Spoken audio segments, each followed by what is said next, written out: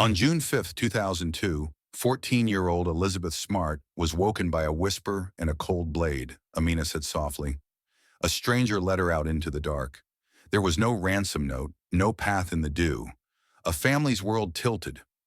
We had a child taken from her bed. No clear motive. Immediate canvas. K9.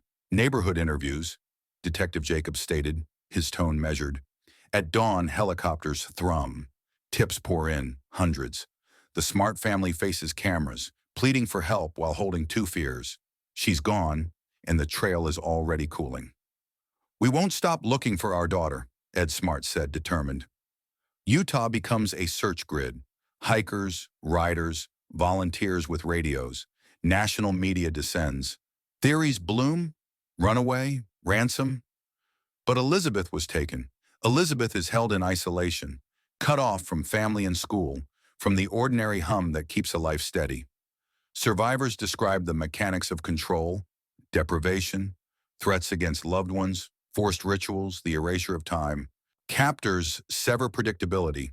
Survivors endure by shrinking to the next breath, the next hour, looking for that single opening, Advocate Ortiz said calmly. On March 12, 2003, a passerby notices a girl who looks like Elizabeth.